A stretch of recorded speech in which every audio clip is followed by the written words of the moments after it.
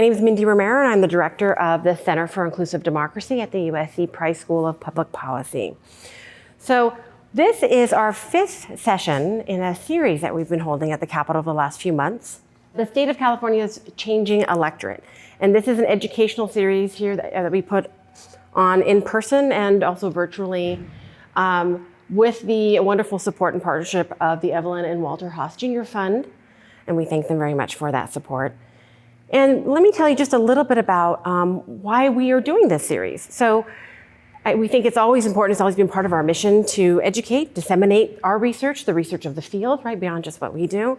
And in this last year, we've had, of course, at the Capitol, welcome, many new members and a lot of new staff. And so we thought it was a good timing to bring really critical, important topics under the elections umbrella to the Capitol. Now, of course, there's construction going on and many people are tuning in, Zoom-wise or Facebook-wise, but it's still to have a presence here and to be accessible and to be available for questions today and ongoing is part of the goal of the series. So if you are joining us from Zoom, welcome. If you're joining us Facebook Live, we thank you very much. We won't be able to take questions through Zoom and Facebook Live, but happy to take questions. You can email us after the fact if there's anything that's burning that you want to connect with us about. We will take questions at the end of our panel today in room, and you'll be able to hear those hopefully. Also note that we are recording this, of course, and we'll make it available afterwards as we've done for all of the sessions in this series.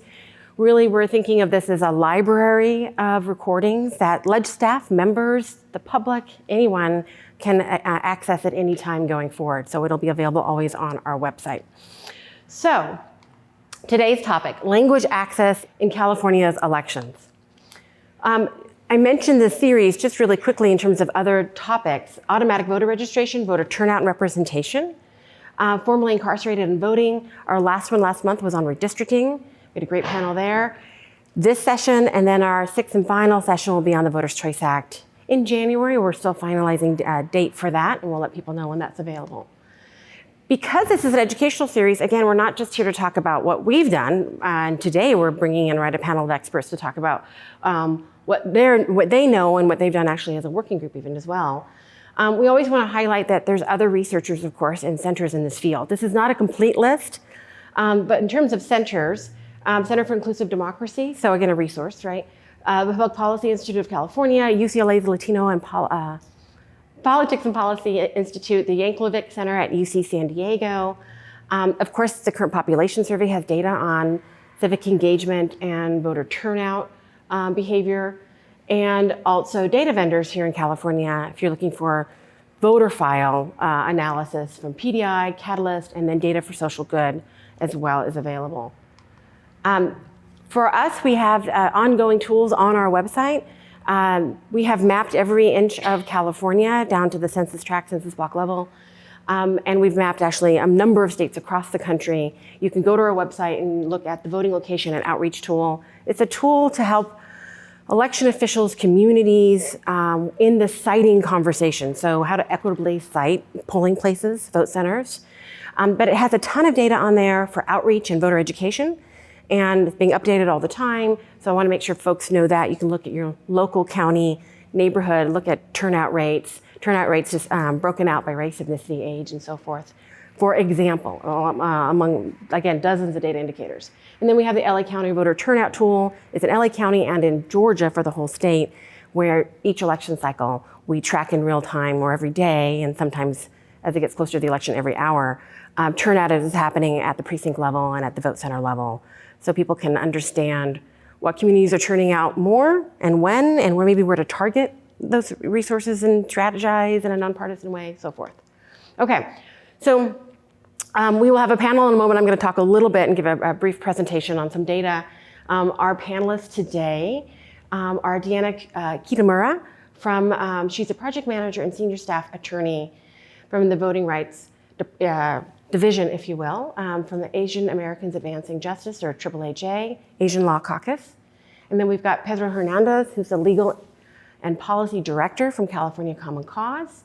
And then Sukanya Hussain, who is the Deputy Executive Director on the Council on American Islamic Relations, Sacramento Valley Center, California, or CARE, which that's a mouthful, so CARE, yeah. All right, and all three of these individuals and organizations were part of a working group, the California Language Access Work Group, that has been connecting and meeting regularly, I think for about 2 years now, roughly. Also sponsored by the Haas Jr. Foundation, the work that they've done. And they recently put out a report, which we'll talk about as we, through the course of the panel, where the panels is more broadly focused on language access in California, but we would be remiss, and the panelists would be remiss if they didn't bring in some of the findings and recommendations from the report. This is a report, Breaking Barriers to the Ballot Box, Expanding Language Access to California Voters. And that is a QR code for those of you in the room. And we'll send all of this out after the event for those of you who registered. But if you want to look up, you can use your phone, right, and just zoom in there on the QR code. Give everybody a moment. Okay. So let's talk about data. Just to set the stage from a research data perspective, obviously, data is very, very powerful, really on any topic, right? From education to unemployment to health, but also in the elections and the democracy world, and especially when we're talking about election reforms. Trying to understand the state of engagement, the state of barriers at play, really requires us to have good information, right? On certainly by subpopulation if we're talking about language access. And data is difficult. There are limitations in California. And I'm going to talk a little bit about that, and certainly our panelists will talk more about that, right, from their perspective. So if we look at the California registration file, that file of 22 million registered voters, also known as the voter file, just the most recent kind of full snapshot that we've done, March of 2021, about 1 million, so about 4% of that 22 million registered voters in California selected a language preference other than English.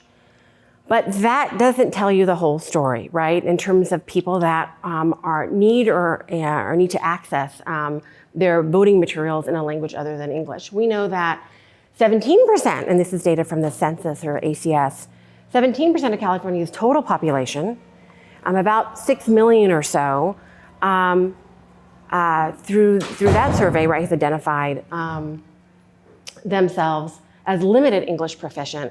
Or if we want to talk just about the voting age population, those eligible to vote, about 11.5%. And it's 6 million overall. It's about 4 million or so Latinos. It's about 1.7 million or so Asian American, Pacific Islander languages.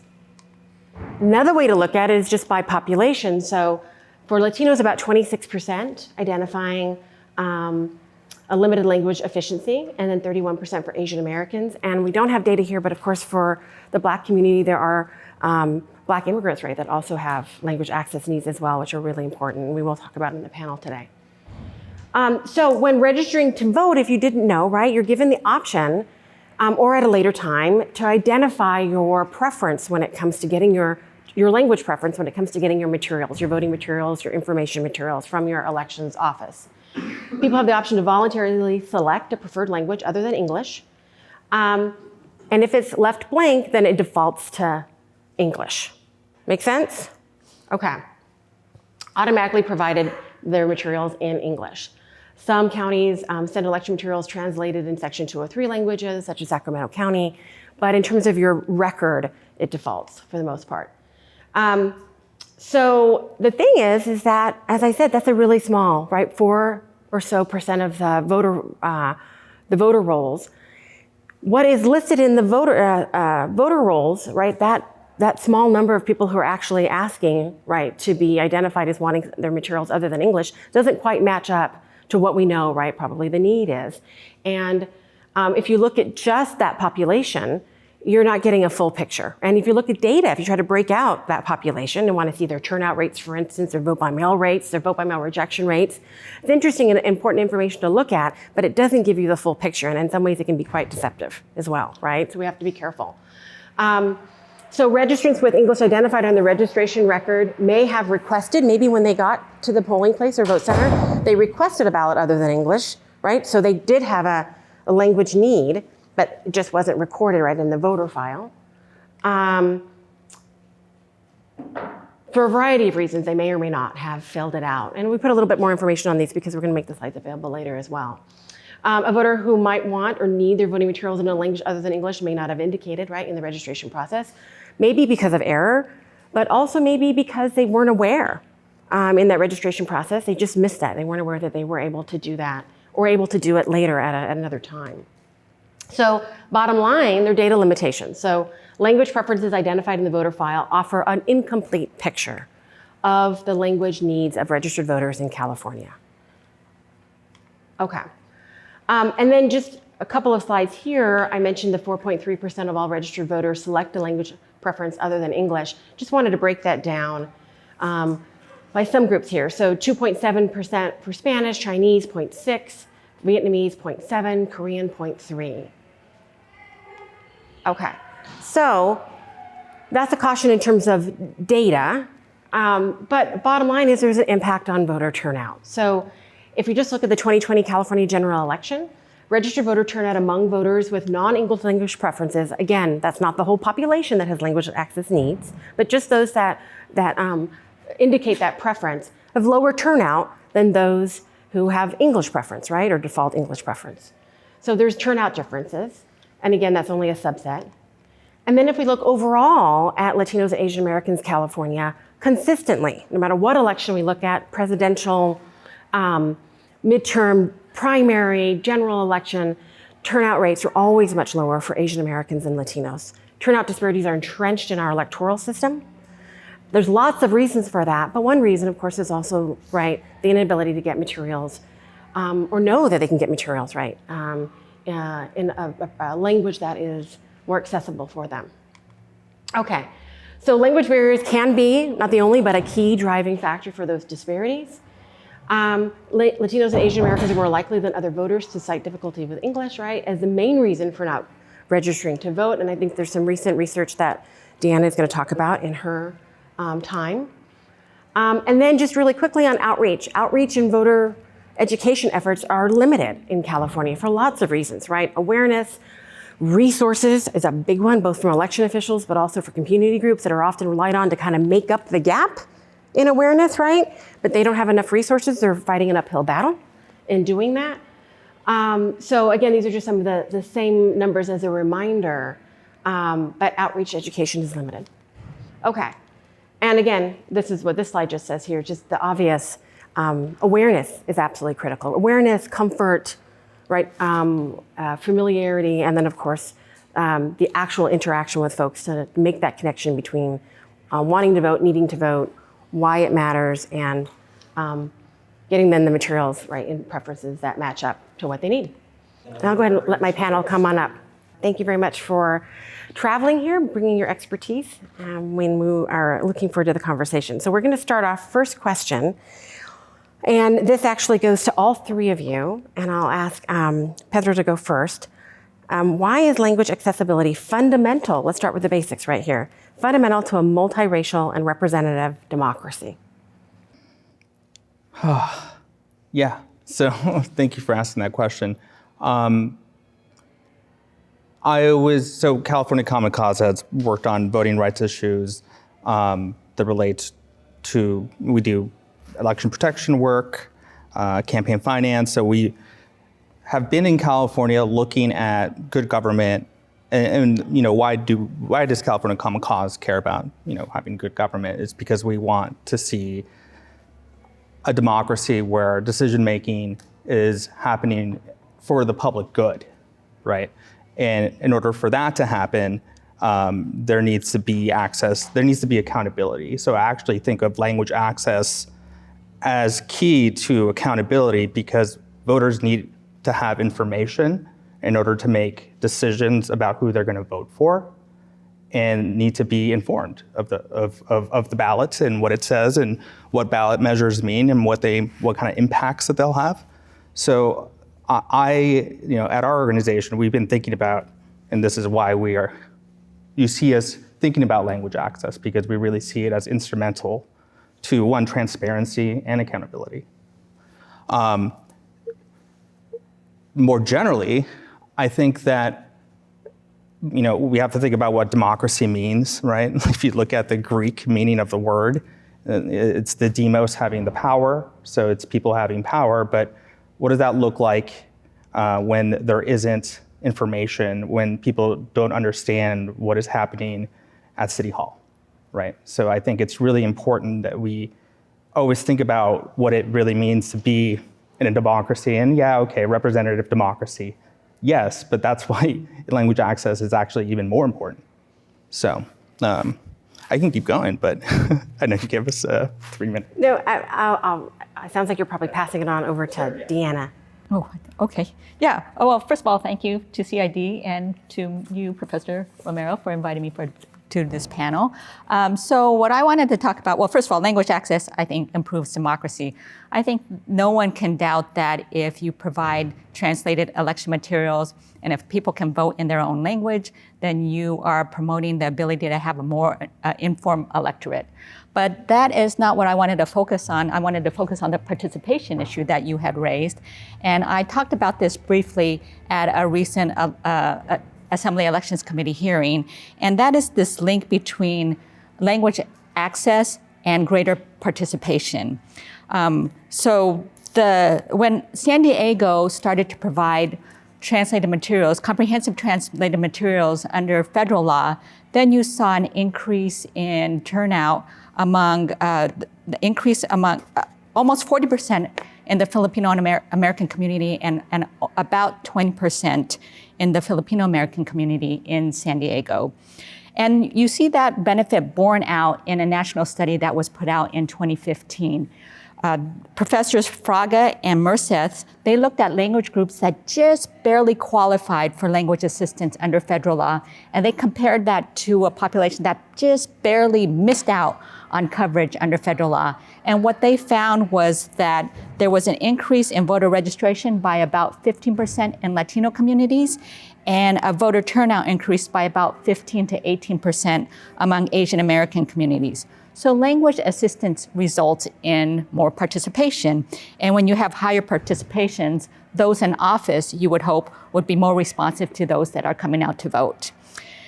In addition to translated materials and bilingual poll workers, we can't ignore the importance of in-language outreach.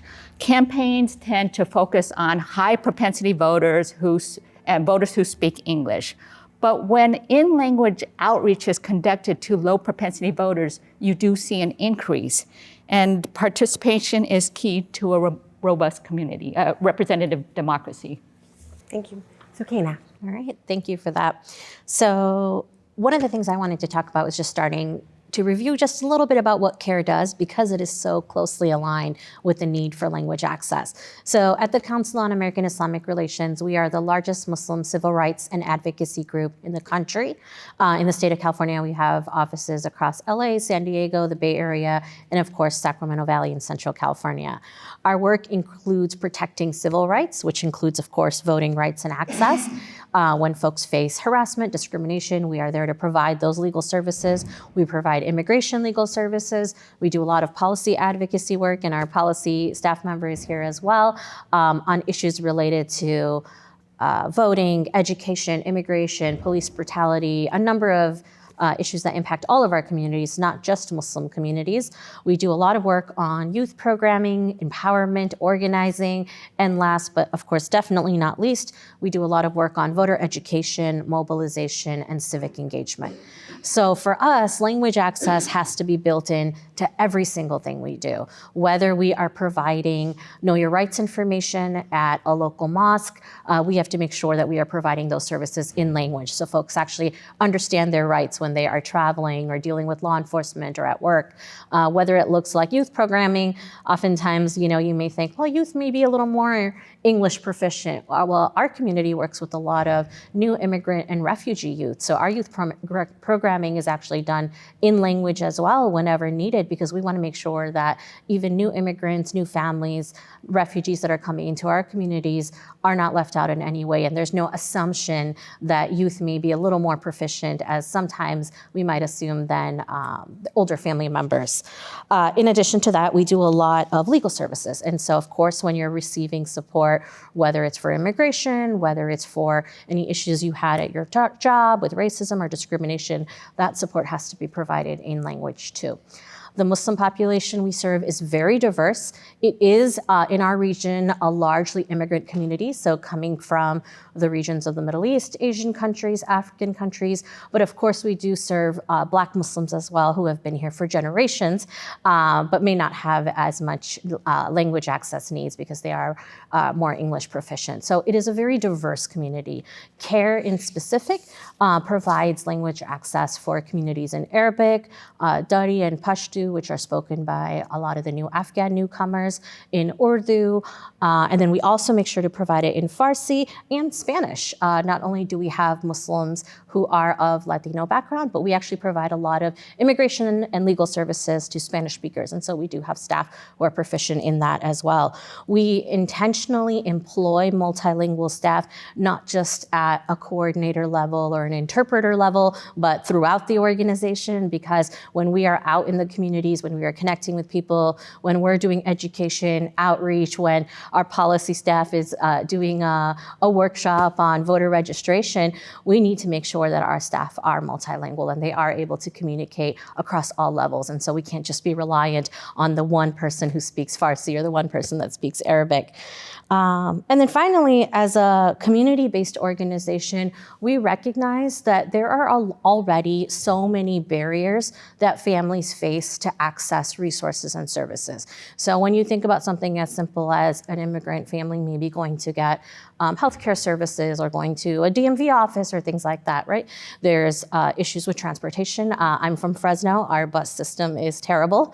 And going to larger cities from smaller areas in the rural Central Valley is very, very difficult. So you're talking about transportation. The digital divide is very real throughout our region as well in the Central Valley. So folks may not only not have internet access to be able to register to vote online, but they may not be literate in using that technology as well. We also see things like folks who are working multiple jobs. They may not be able to go to an agency that's only open 9 to 5, or before we talk about VCA, a vote center that was only open during a certain number of hours because they're working multiple jobs to make ends meet.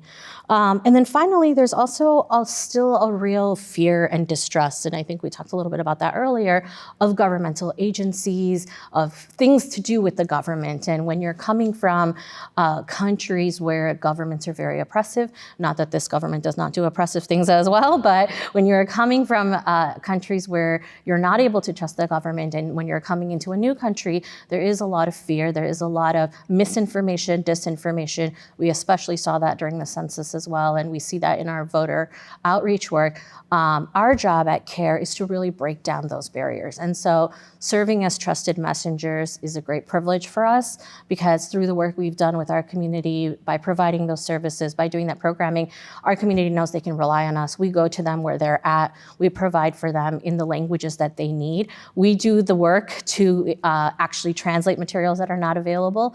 And so because of organizations like CARE and many others, that role of language access is not just about voting, it's through every aspect of our work to just lessen one more barrier that families have to deal with to be able to get access to services.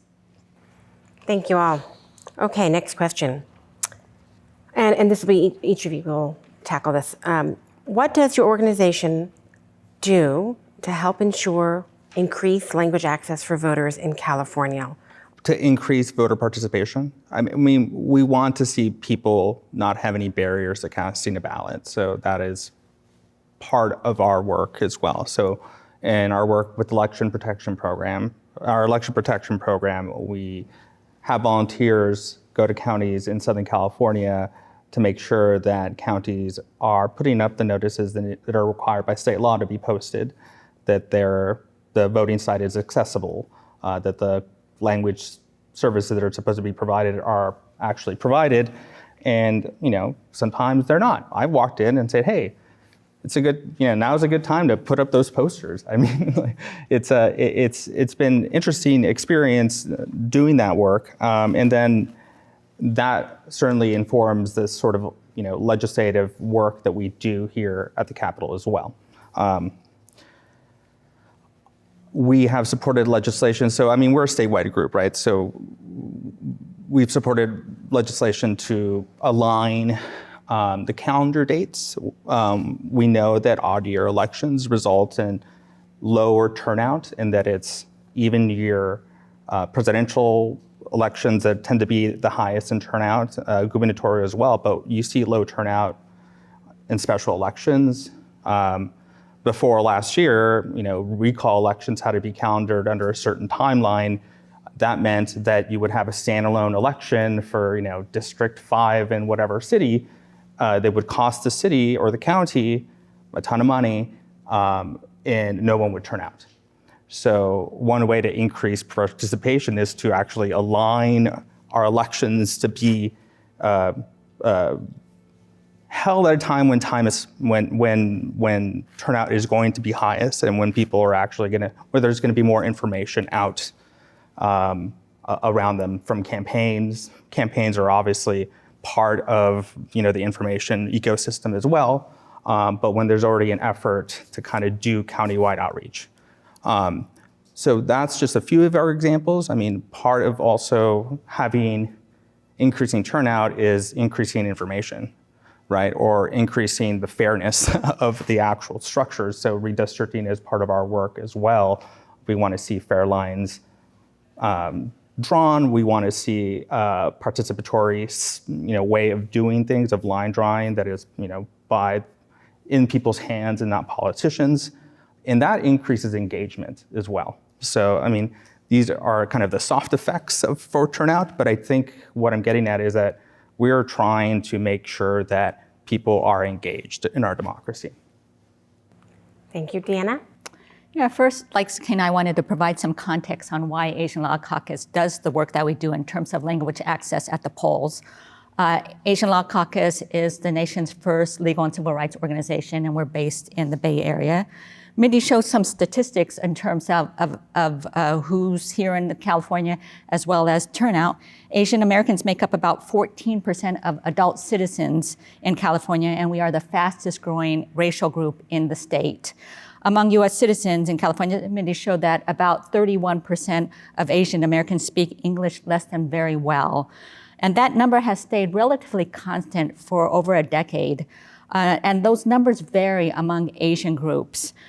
The highest limited English proficiency rate is among Vietnamese Americans, and that's at 52%. Cambodian, Chinese, Korean, and Hmong limited English proficiency rates range between 37 and 40%. Because of that need, Asian Law Caucus has been working on language access issues for decades. It began in the early 1990s. In fact, one of my good friends started the program, and so I interviewed her to find out what we used to do. And one of her first projects that she had was poll monitoring to ensure that the language materials, the translated materials, were actually there at the poll sites. And we continue to do poll monitoring as part of our election protection work. In fact, in partnership with the Lawyers Committee and groups like CARE, we now run the largest nonpartisan poll monitoring program in Northern California. And in March, we plan to monitor in about 18 to 20 counties, concentrating in the Bay Area and northern portions of the Central Valley. And we're going to be partnering with California Common Cause to come out with a statewide report focused on language access. And so I'm going to do a quick pitch here. So if you're interested in poll monitoring, you can sign up. We rely on volunteers. We need, I would say, 200. Our organization needs over 200 volunteers just to do our poll monitoring. So we're going to have on our website a link so that you can sign up for the March election. And don't forget to sign up as well in November, because there really is a need. So in addition to the poll monitoring that we do, we work to include language access in various policies that we work on. I used to work at our sister affiliate organization in Los Angeles. I was part of the stakeholder group that worked on the Voters' Choice Act and automatic voter registration.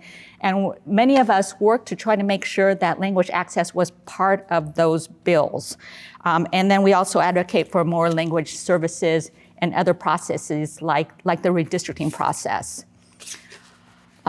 In addition to working on bills, we have co-sponsored bills, and currently California Common Cause, my organization, as well as PANA in San Diego, we are co-sponsors of AB 884. If that passes, then we'll have improved language services in California under California's state law. And I was also part of a team that advocated for the creation of the State Secretary of State's Language Accessibility Advisory Committee.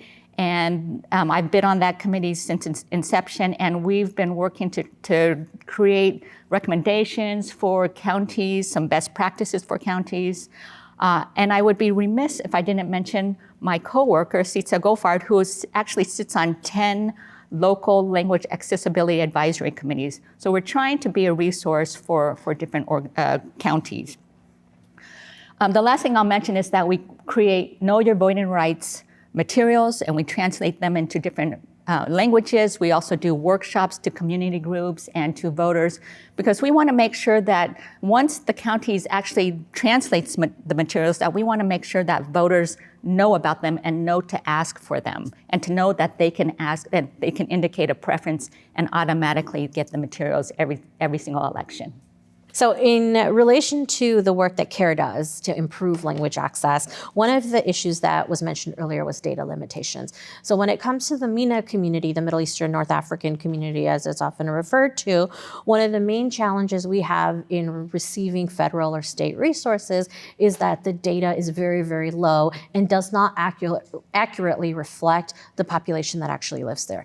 And that is because the census actually qualifies folks who are identified as MENA as white.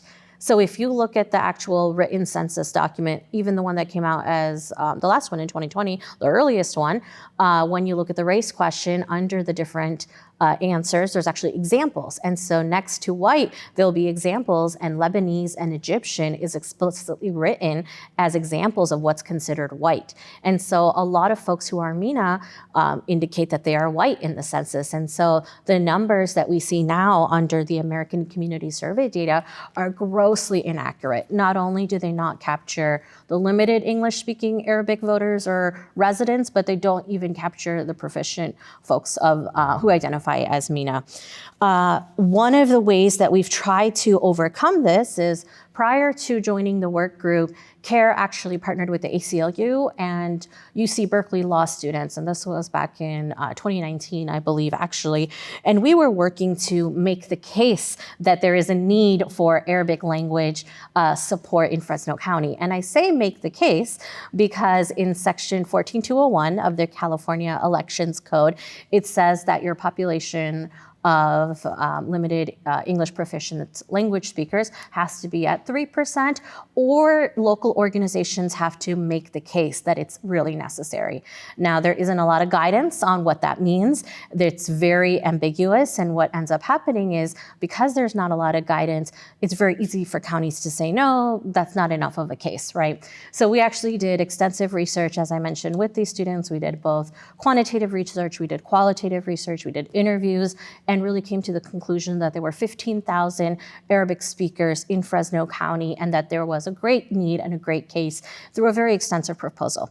Unfortunately, the county did not accept the proposal as enough evidence to provide those resources and invest into doing that work, but it did help move the conversation further, right? It did help us connect to fantastic work groups like this and really continue to demonstrate that that data is really limited and that data is really needed.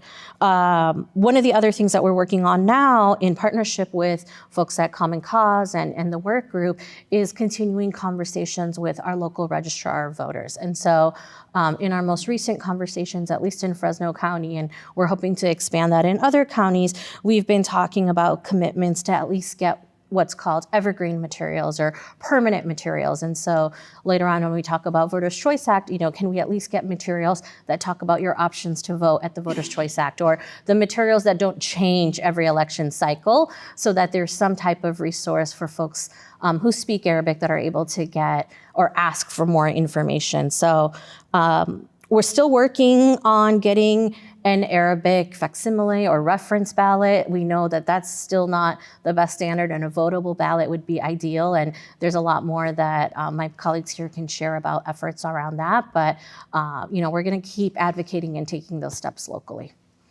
Thank you very much. Okay, Deanna, how do language services work in this wonderful state of ours? Just if you can give us a summary or an overview as you see it.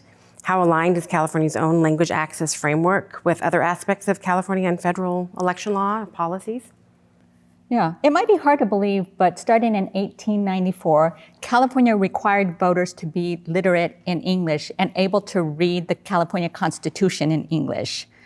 You could not even register to vote if you were not literate specifically in English. So in other words, if you could read Spanish but you couldn't read English, you were not able to vote.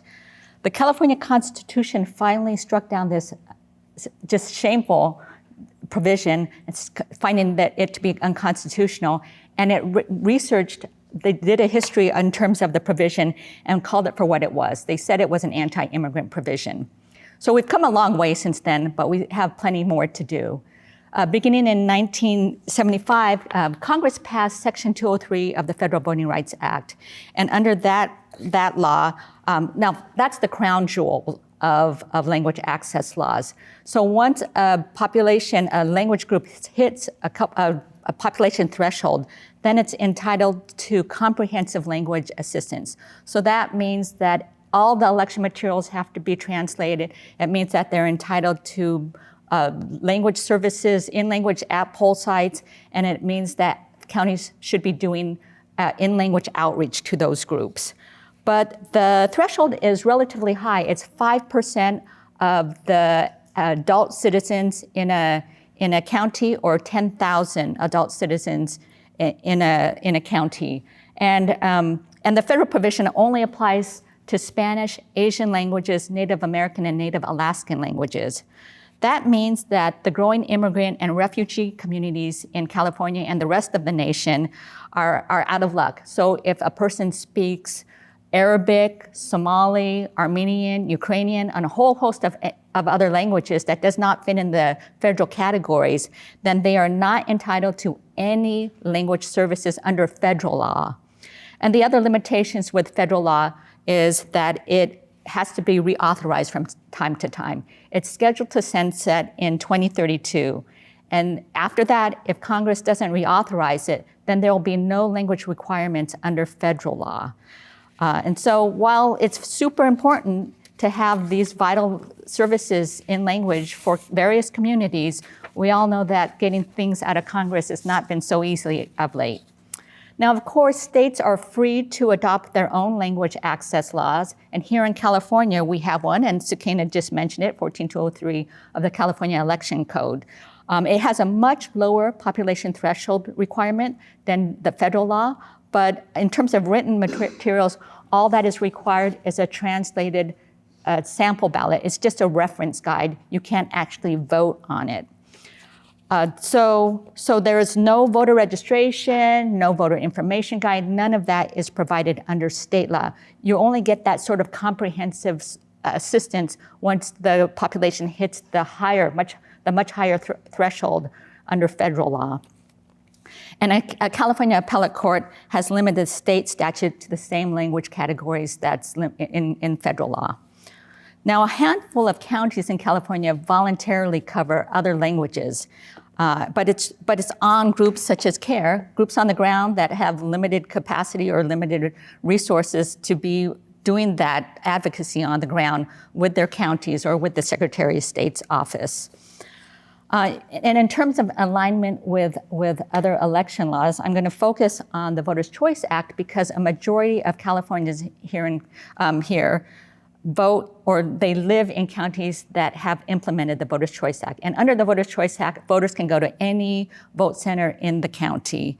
However, the state's language access law applies at the precinct level because it was written when we all went to neighborhood precincts, and it made sense back then. But the way it works now is that under the vote center model, if somebody is entitled to language services at their precinct, they go to any vote center, and then many of the counties have a binder that they would then have to look through to find the correct sample ballot that they where they have the English one, and they have to line it up to use as a reference guide. So now it's better than nothing, right? But we can do so much better than this. A number of folks have mentioned the work group that we're all part of, and we held listening sessions in 6 languages. And the participants talked about how cumbersome and confusing different formats were in terms of these translated reference guides, and as compared to actual votable ballots. And in those listening sessions, we also heard participants talk about a real desire for more information. They wanted translated information, not just in terms of the voting process, but they wanted more information in terms of who to vote for or what to vote for.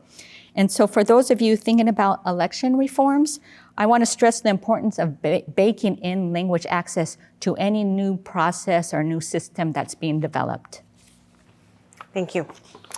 So this next question is for Sukina. You can take this.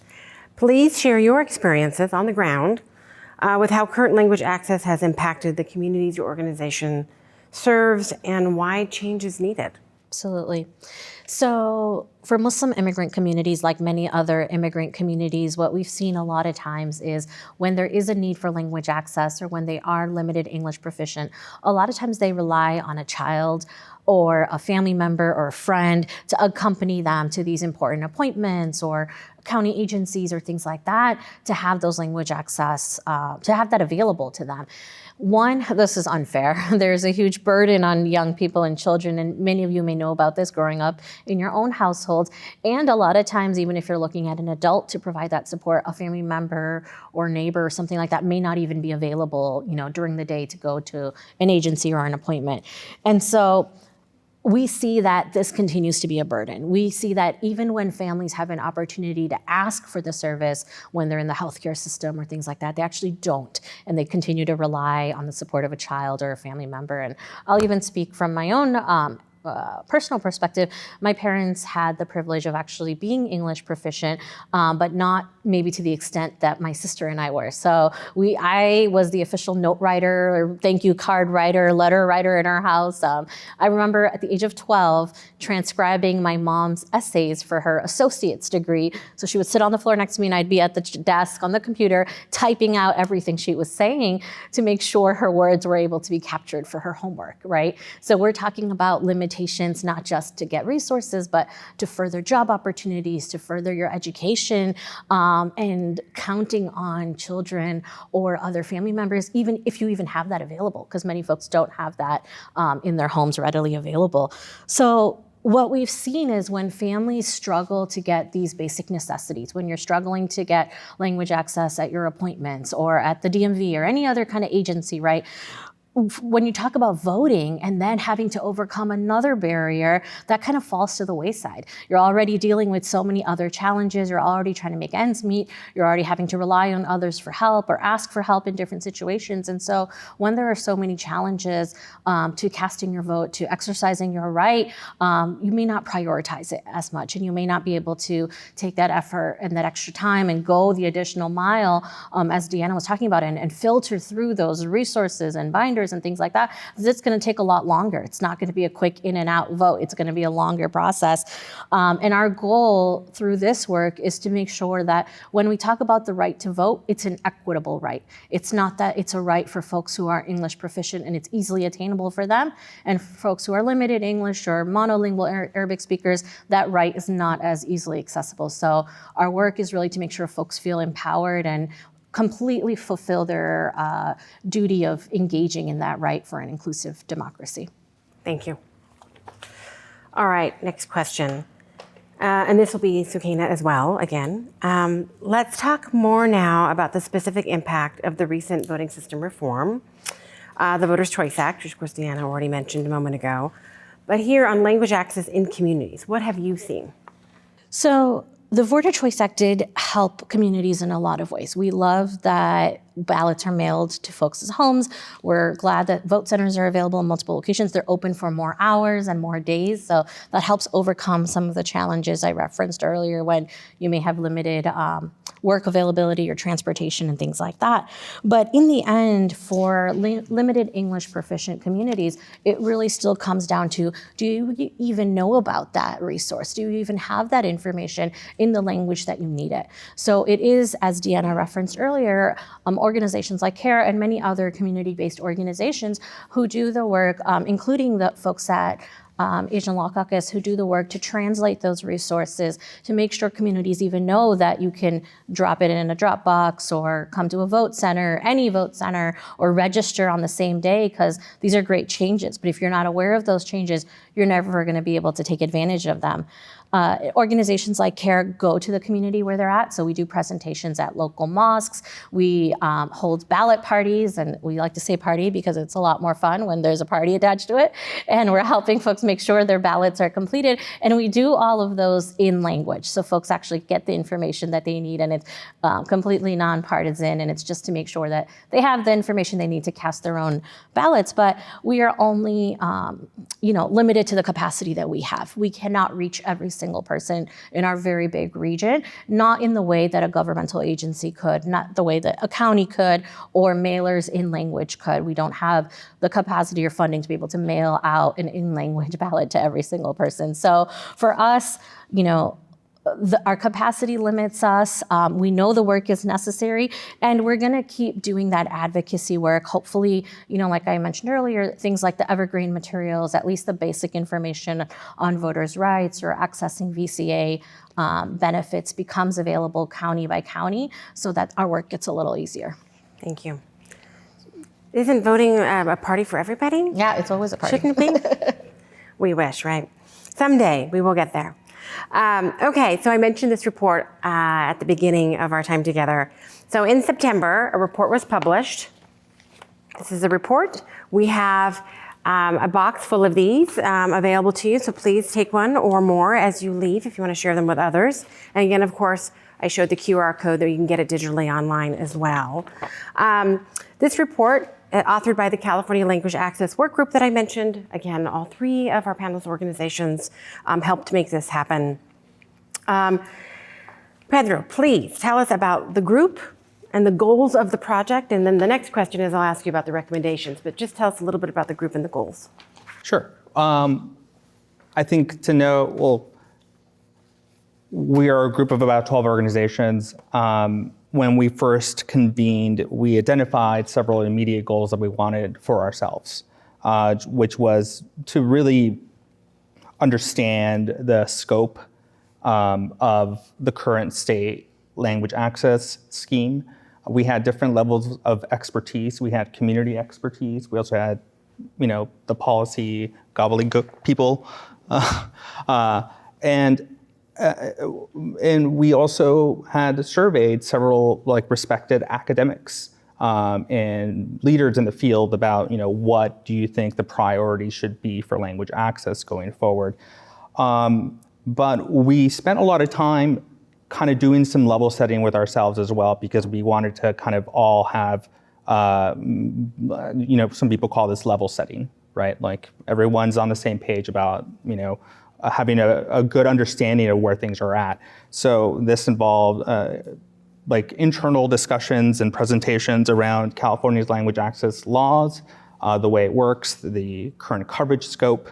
We had a new 14201 determination. So right now, the Secretary of State on the gubernatorial cycles, right, releases a list of languages to be covered in the state, and because of some census privacy issues, the census had attempted to, or I guess succeeded, but protect the privacy of individuals by withholding certain small geography data.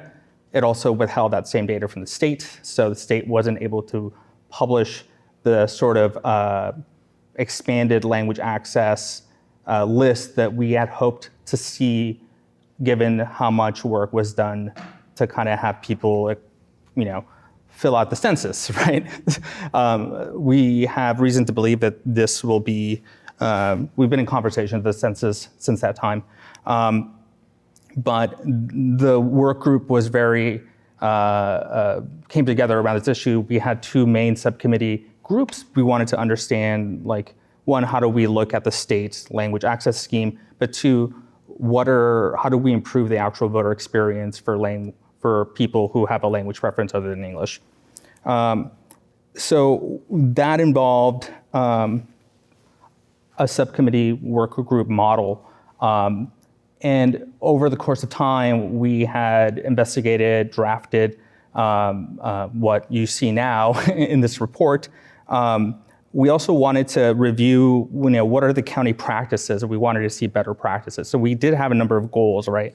Assess and expand the existing state law requirement for language access, review county language access practices and develop best practices, monitor implementation in a subset of counties, to ensure, so that's part of some of our election protection work, where we're able to go back and look at our notes as part of this review process.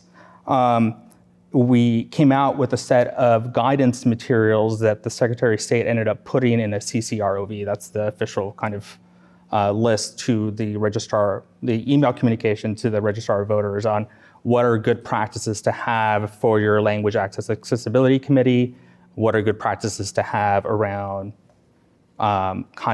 community engagement and the sharing of information. We also wanted to deepen our knowledge on current language access policies at the national level by creating an inventory of language access laws from across the country and other examples from other nations. And that's a project Deanna and I worked on, which we found out a lot of interesting things about other states, like Maine covers French, a non-203 language. The state of Michigan began offering Arabic ballots before anyone else on the same voting machines that we use in California. Oregon has one of the lowest thresholds for translations of the voter information guide without restriction as to what languages qualify. And most, I think this list was really helpful for us to kind of think, well, what policy recommendations can we push for that are within reach? Because it used to be the case that it was an issue of technology, that we didn't have the font support or whatever. Unicode 8 or whatever standard we're on. I think it's Unicode 15 for anyone who cares about fonts. But we now know that it is possible to have in-language ballots. It's mostly about the will and then the testing and certification, but we just saw a few weeks ago, it went out last month, the certification for an election vendor had a very extended list of language supports that went beyond what the state currently requires. And I think it has to do because there's a lot of people wanting language materials in languages not covered by the state. So we did a lot of research on that. We wanted to gain an understanding of the voter experience, right? And this is what Deanna was talking about in the listening session. So we worked with a number of organizations, including CARE, to do 7 listening sessions in 6 languages, and that covered both non-203, so languages that aren't covered by state or federal law, some covered by state law, and then some languages that would be covered under state law, but because of their geography are not covered by state law. So eligible languages.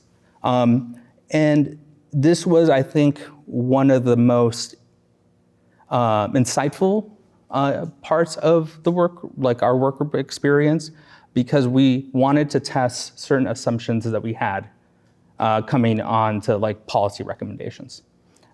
Test those assumptions with actual people, because if you don't have the expertise of people, I think, how can we really be experts in anything?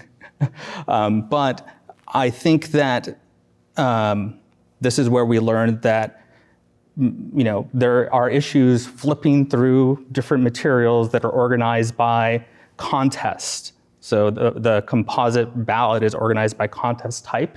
It doesn't look like the voter's actual ballot. There might be folders where that's different, but in different counties, but that's been the case for certain counties, is that it's organized by contest type. So all of the school board races, and then you have to look up your school board. And that a facsimile ballot, they'll provide certain copies at the voting booth, but you really have to hold it side by side to vote on your ballot. That's not an equal experience. So we wanted to hear, like, well, is there a preference for bilingual ballots? Is there a preference for monolingual ballots? So these were some of the questions that we had. We also wanted to know, what are the trusted sources of information? We did a survey of questions, and it tends to be friends and family for a lot of folks, and trusted voices. So, but this eagerness for more information was really a theme that we kept seeing in a number of different groups, and these were groups of about 20 to 30 individuals being led by a moderator or facilitator. So that was our kind of initial phase, and then a lot of the findings you could find in this great report, including a timeline of California's laws, which Deanna noted. Okay, thank you very much. And we do again encourage you to review the report and the recommendations in depth. So last question for all of you. Maybe we'll take this as a lightning round, one minute or so if we can. How can we ensure that existing and future language access laws in our state are enforced? So we were talking about policy and policy needs and recommendations, but what about enforcement? How can we ensure that? So Kina, would you like to go first, please? Sure. So for us, it's really about building language access into all conversations related to elections. We can't have it be something that's only on the side, that's an afterthought, that is, if we have time or money, we'll get to it. It really has to be woven throughout the conversations of policy. It has to be a lens that you look at when you're talking about elections-related work instead of an afterthought. Pedro was mentioning, and I thought that was really great, even when you're talking about security at vote centers or de-escalation of issues, how do you build language access into that? That's going to be part of what we're going to be advocating for. In addition, we continue our community organizing work. We continue our community mobilization work. A lot of the conversations that we've had at the county levels have really indicated the need for that local advocacy. So even when counties are saying, we're going to be going back and trying to get another budget allocation, or we're going to be figuring out how much it costs to bring on another language, it really is going to be up to community groups like ours to continue the local effort, continue to advocate for it, continue to make sure that voices are heard. And then finally, I think for us, taking into account what it really means to be very proficient in this language access work, how to be culturally responsive, and not just keep having incremental change. I think what we're seeing is like little things. Maybe we'll get an information guide. Maybe we'll get the facsimile ballot. Maybe one county will do it. Maybe another county will do it. But what is it going to look like to be really transformative when we talk about language access work in this country that prioritizes immigrants, and especially in a state like California that should be leading the way? I'm hoping that our conversations and our work is going to look like big changes in the future and not just small little steps too. Thank you. Pedro, do you want to go? I didn't prepare a response for this, but yeah. You get a true lightning round, 1 minute. Okay. How could we exist? Well, we need to pass. We need to pass policies at the local and state level. There needs to be the will to do that. And we need to be bold and courageous when we think that something is going to, it's going to cost money, we don't know what's going to happen. Well, this is about our fellow community members and them being able to engage in society the way people who can speak English are able to.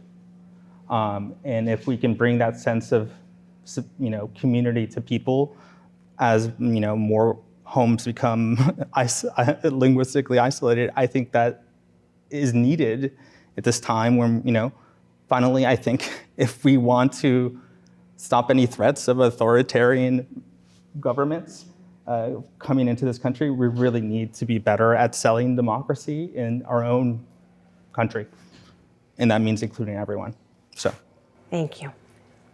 Deanna. I already talked about our poll monitoring project. What I didn't talk about is that sometimes our poll monitors report back to us that they find the translated materials still in shrink wraps or in a box hidden behind the table. So they're not accessible, right? So our poll monitors then do some advocacy to ask that they be placed out so that the voters have access to them.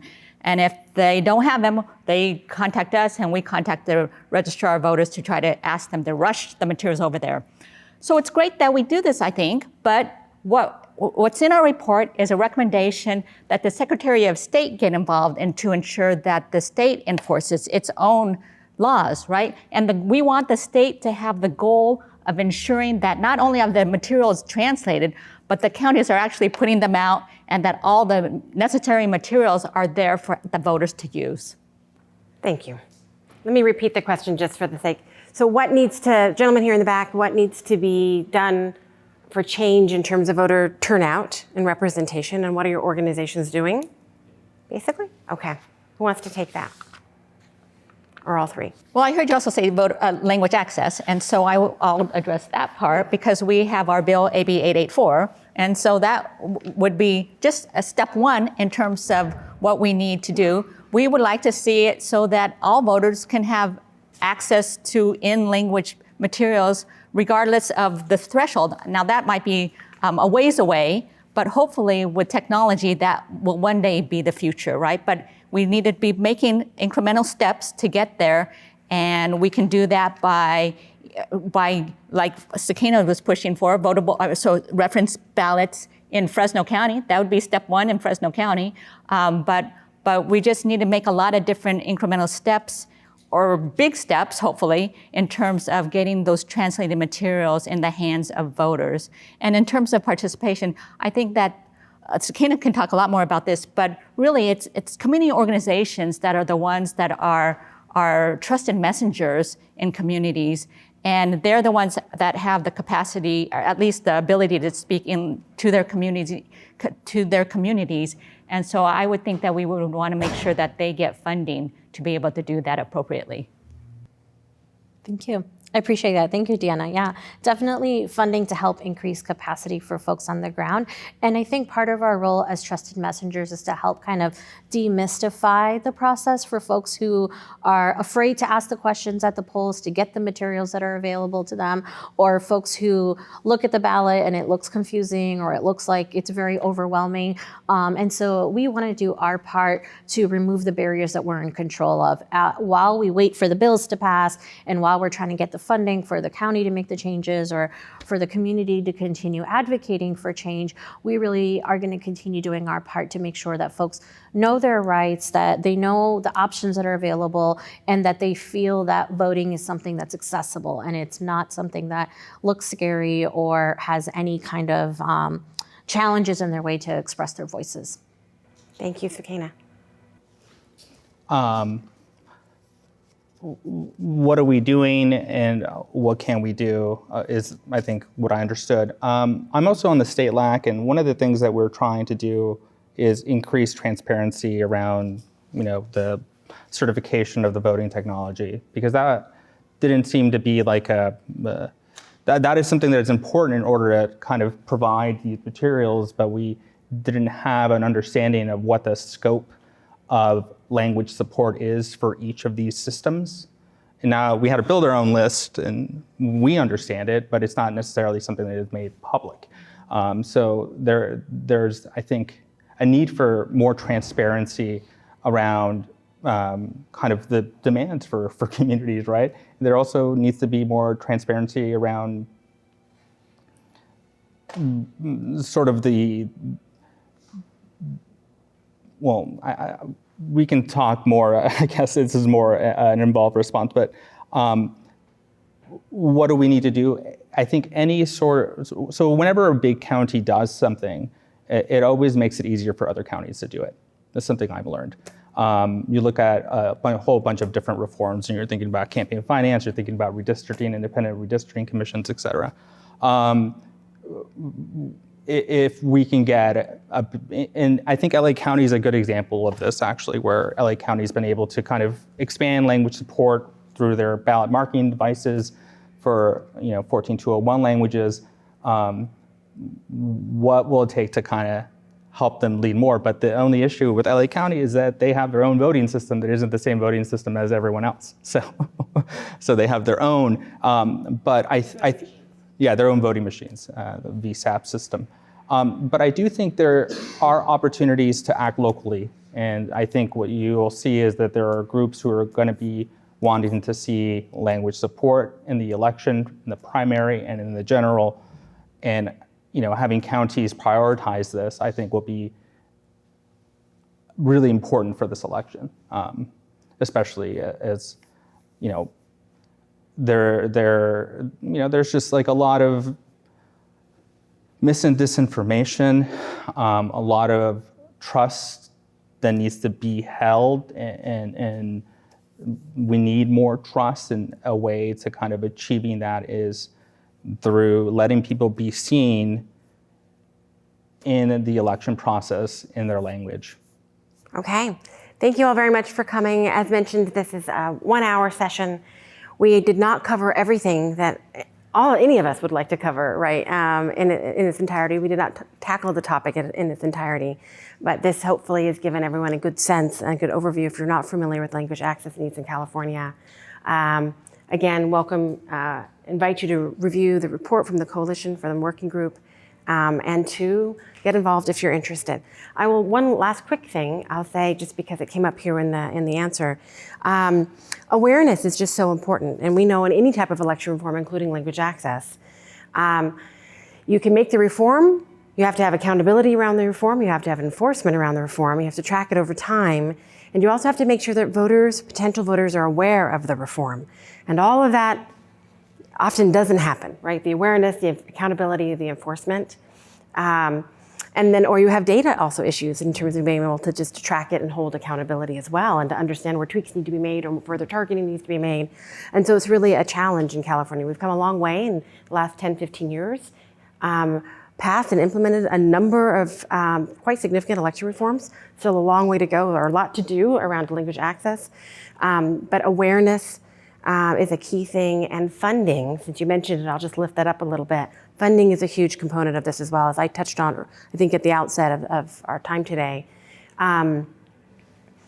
It's election officials and it's community groups, and community groups often are the ones that this falls to, right, without any funding or with limited funding, and they're fighting an uphill, or basically fighting an uphill battle, if you will, or climbing a hill without the resources that they or at least the full resources that they need. And there's been a lot of conversations in California. As a center, we don't take positions on bills, but I know that everyone here and the coalition and others have talked a lot about the need for additional funding from the state, through county elections offices, through to community groups on the ground for language access needs, and to increase participation and representation, period, those low turnout numbers I showed you also.